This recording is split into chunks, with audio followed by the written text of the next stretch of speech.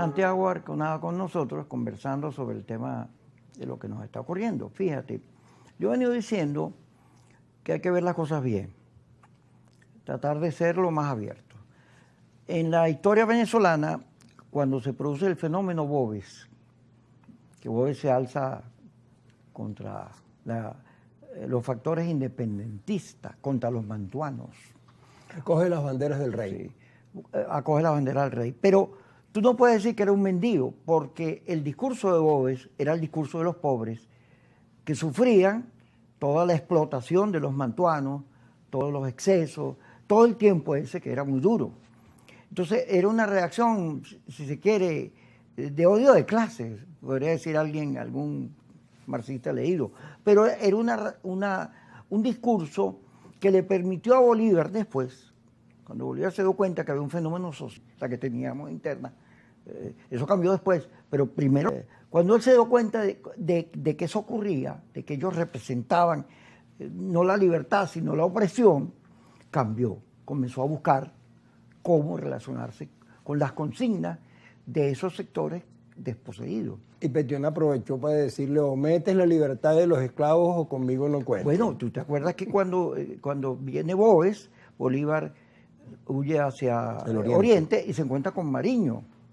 Allá hay un episodio, hay un pirata, porque en barco se llevan los tesoros de la República, lo que se tenía, y se los roban. Y Piar intenta jugar a Bolívar y a Mariño.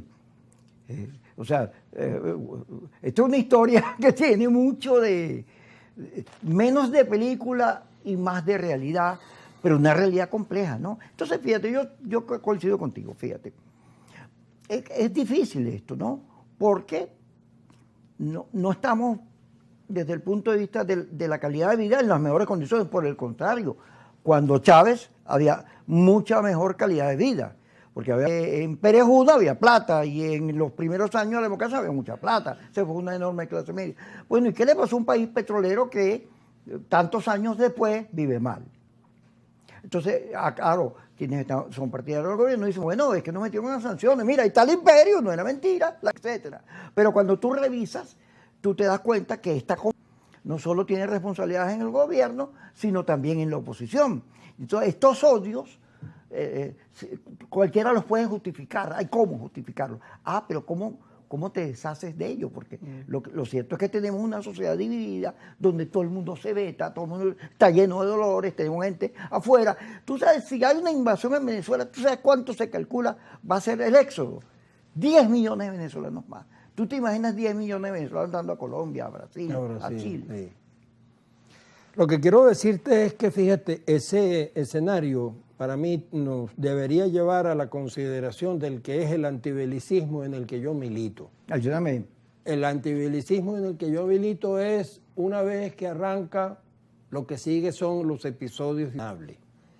Y de las cosas más lamentables que yo estoy escuchando últimamente es esa conseja que en relación a la posible eventualidad de una amenaza te dice, todo va a estar bien. Cuando tú sientes que eso que ahorita comentábamos con Yesenia, precisamente, que todo va a estar bien después de que haya familias con personas muertas, fallecidas, o todo me voy a quedar con esa, ya tú vas a ver, o sea, la venganza. No solamente, pero no es la venganza, porque venganza ya es una palabra agresiva, la defensa, llámalo como tú quieras, pero el que te esté vendiendo respecto, hoy en el mundo, respecto de sana culito de rana, o sea, no te preocupes que eso hace un rato, no te preocupes, pero de que tú me estás hablando de una cosa que tú sabes cuándo arranca y no sabes cuándo termina, ni cuánta sangre se lleva.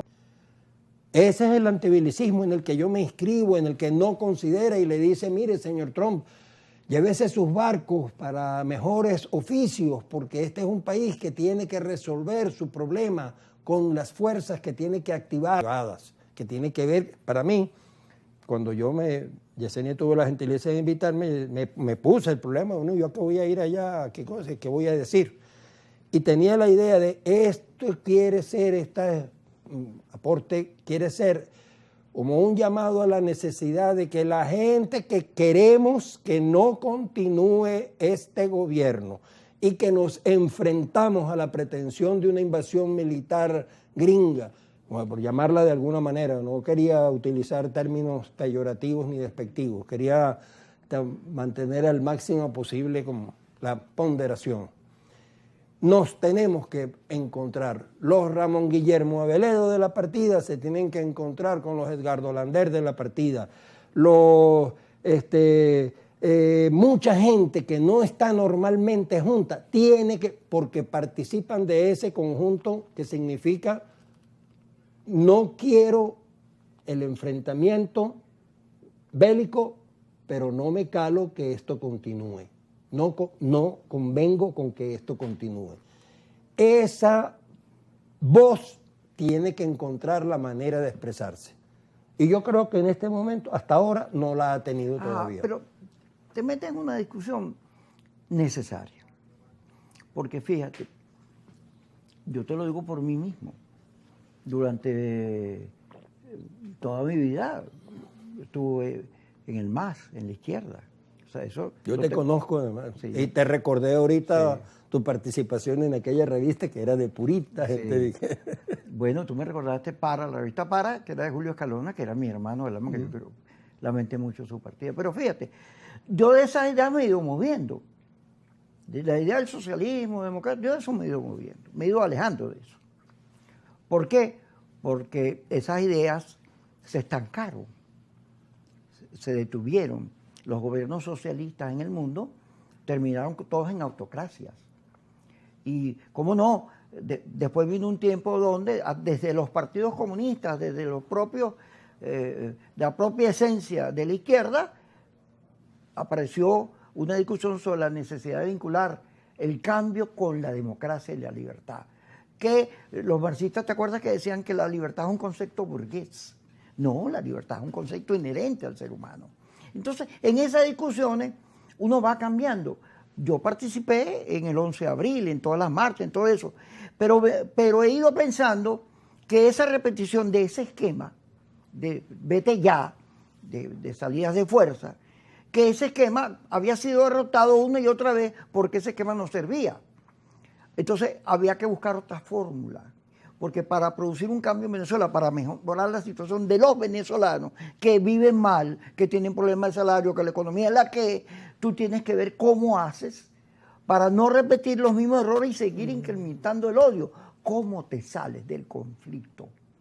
Porque hay gente que cree que la confrontación, la polarización la beneficia, pero esa polarización, esa confrontación es nociva para el país.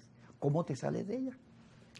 A mí me parece que es bien importante determinar un ámbito del problema nacional que no está esperando a las resoluciones políticas de las fuerzas en pugna. Te voy a poner un ejemplo. El nivel del lago de los Tacarigües, el lago de Valencia. Ese es un problema que me es cercano, he participado en muchas discusiones. Cuando empiezan las lluvias y tal, y el lago de Valencia, el lago de Tacarigües empieza a subir, que se empieza a tocar a Maracay y a Valencia, hay angustia. Después llega el verano, y así estamos. ¿Qué tendría que hacerse con ese cuerpo de agua que tenemos ahí en estado absolutamente eutroficado, con profunda, por eso huele tan mal, altas concentraciones de fósforo y potasio en suspensión? ¿Cómo se sanea? ¿Cómo se recupera como cuerpo de agua eventualmente? Entonces, ¿cuándo se va a discutir eso? Hay cosas tan maravillosas como que el ingeniero Carlos Bordón hace muchos años, y ese señor se murió hace mucho tiempo ya, en los años 80, propuso eliminar la condición endorreica de la cuenca del lago de los Tacarigües. Endorreica significa que no tiene salida. El lago de Valencia le fluye el agua, pero no sale por ningún lado. No sale por ningún lado. Okay. Quédate ahí, porque tenemos que ir al corte. Ya vamos a ir, me interesa ver cómo va. ¿El cuento ese? Sí. Ese cuento tiene que ver con la discusión nacional. Ok, ya regresamos.